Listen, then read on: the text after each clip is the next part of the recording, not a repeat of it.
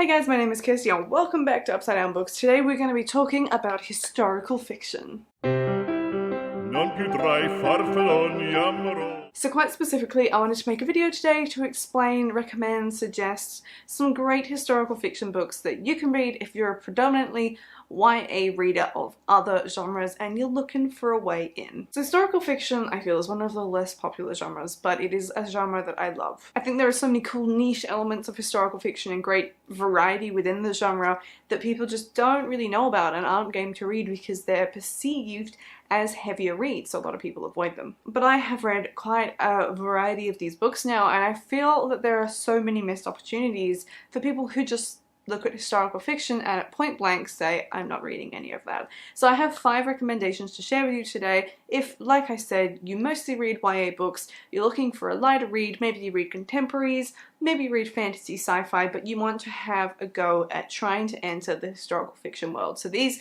5 books I'm going to recommend to you today are easy reads, fun reads, exciting, have younger leads, and are more action slash story centered and focused rather than the romance sort of, I don't know how we probably just romance centered that a lot of adult historical fiction focuses on, which is still really good but probably not what you're looking for. So let's crack on into it. The first book that I have for you today, I would say probably a few of you have already read, and that is Wolf by Wolf by Ryan Groudon. Ryan Groudon is an incredible writer, though that being said I wasn't the biggest fan of Invictus, but that is a whole other kettle of fish. So this is a fantastic historical reimagining of World War II if Hitler had won the war and what happens after. So the main character is a Jew and she has had like medical experimentation done on her, so she has some unique abilities, as you could say.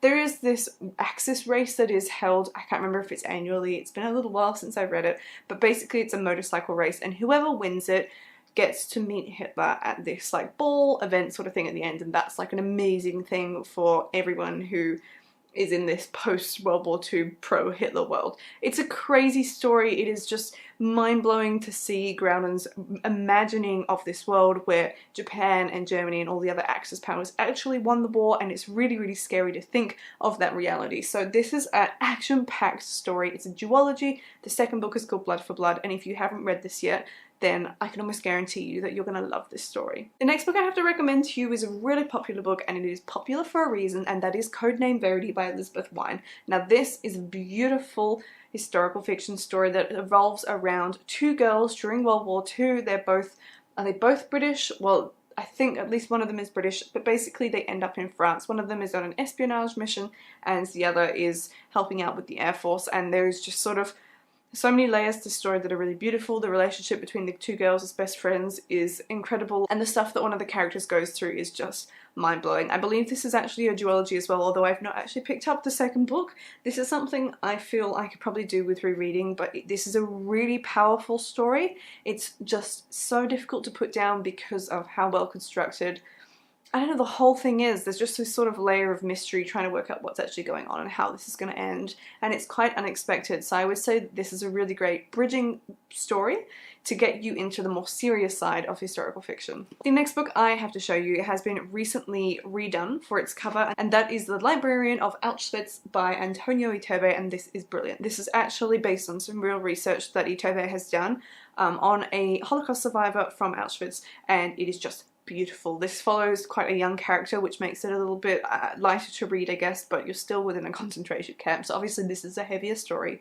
Beautiful cover. Absolutely love that they redid this because it looks so much more appealing for the audience that it's actually targeted at. The original cover was nowhere near as lovely, and this is basically about an undercover library that was run by this Jewish girl in the camp without the Nazis knowing, and it's just this story blew my mind that someone had the guts to try and pull this off in such a terrifying situation. But I love that the main character is a bit younger in this one. It just makes it a bit more relatable for YA readers, and it's just a fantastic story as well. Obviously the passion for books and the importance of books is a big theme within this as well, so it just comes across really well. It's a very approachable read, and it is quite not light going, but it's not light going in the sense of the theme, but in the sense of the style of writing. This is definitely a more approachable Holocaust story to read than, for example, The Boy Who Followed His Father into Auschwitz, a very long title, but there are definitely some heavier versions of Holocaust stories out there than this one, so this is a great one to start if that's an area that interests you. It's obviously something I'm really interested in.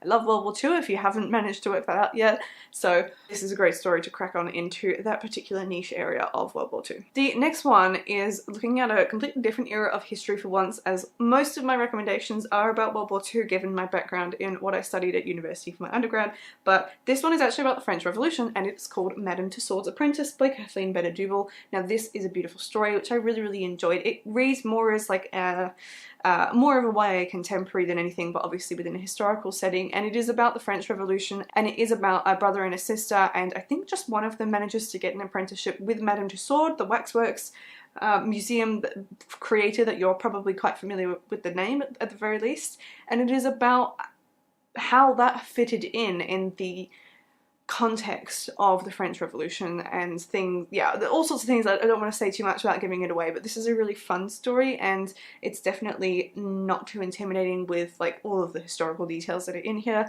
This is just absolutely fascinating, and I think it really benefits in becoming a lighter read and a faster read because the topic is very unique, and there's not really that many books out there that are quite so specific on what this is looking at, so this is a really great approachable one, and it's not very big either. Speaking of smaller books, one of my favourite Holocaust stories that is out there at the moment is The Red Ribbon by Lucy Adlington. This came out about 3 years ago, and it is just beautiful. So this follows a young girl, and she is in Birchwood, which is one of the concentration camps, and it is about how the camps work specifically. So this one isn't too heavy going. Again, it's not like watching Schindler's List or something so depressing as that. It is a much more interesting take on how the camps actually worked, and I think my favourite thing about this one that makes it such a good entry book into historical fiction is the way that Adlington has used no names or labels. And what I mean by that, yes, the characters have names, but no one is called a Nazi, no one is called a Jew, etc, etc. So it is almost like it's from a child's perspective, where these overarching labels that really can paint the picture black and white aren't there.